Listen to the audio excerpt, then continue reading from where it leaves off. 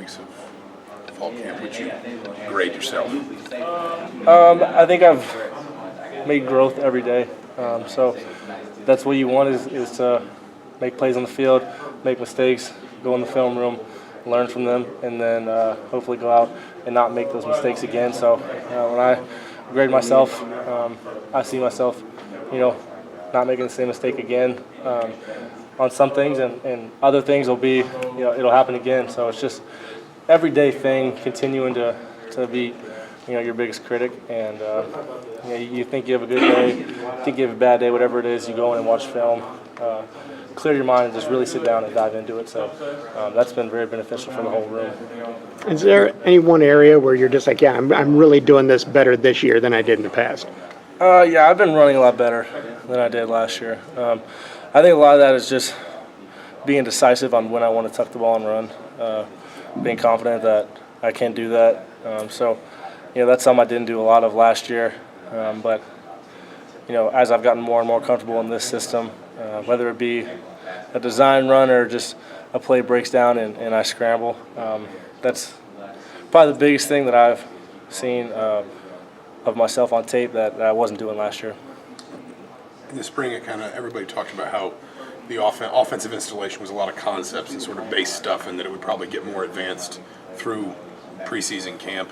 How have you seen maybe that process go for you, and also just the offense in general? No, yeah, you're exactly right. That's pretty much what happened. A lot of camp was installing plays that you already have a pretty good knowledge of, that you remember from the spring or some workouts, whatever, and then just adding, tweaks here and there, or running them from different formations. Just being able to line up, and no matter what our formation is, being able to run any play. That's what the coaches tell us. We should be able to run any play out of pretty much any formation. So it just starts with the understanding the concept, and once you fully understand the concept, knowing where someone needs to be on the field, the formation, it's just for looks and show. It'll give you different looks from the defense maybe, or it'll set it up better on your side of the ball, but you want the same guys to end up in the same place on every play.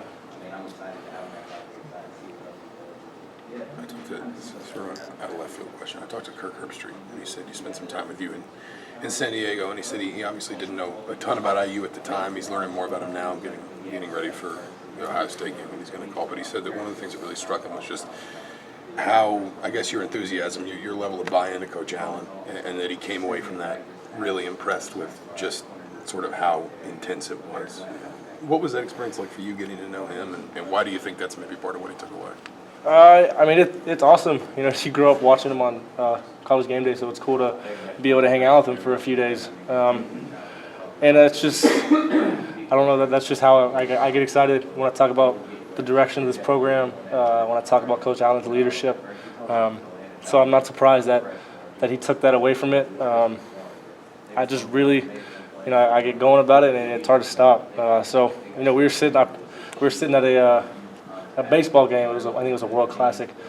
It was at the Padres Stadium, and he and I were sitting there just talking about a lot of different things, about different things in college football, life, whatever. And eventually we got around to Coach Allen, and it seemed like that, went on for a while. So no, he was awesome to be around. Pretty cool how it ended up working out with him coming to Bloomington for first game of the year. That's exciting. So it'll be good to see him. But I'm not surprised that he took that away. Richard, you talk about going through, talking about things like life and stuff, going into your final college season. Just what's your emotional level like? I'm at a different place right now than I ever have been. I think if you ask any last year guy, they'd probably say that. It just puts everything in perspective. How long you've been doing this.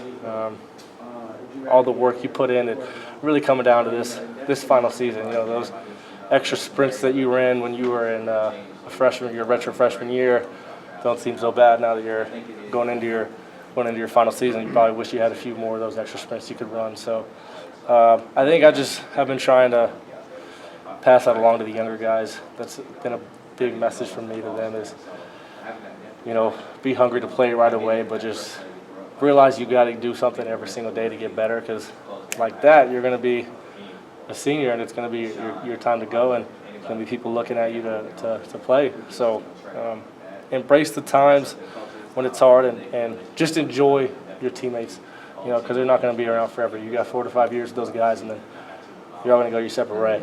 So just, it's emotional for a lot of guys, but just trying to get them to understand that. I wish I had understood it more, but these past 2 years I've really understood it and trying to make the most of it. Seems like Peyton and Nick have had pretty productive camps so far. Just from your perspective, what have you seen out of them through these first couple of weeks? Yeah, Peyton is always consistent. You get the same thing from the kid every day, which is there's a lot to be said about that. I think Nick has done an awesome job.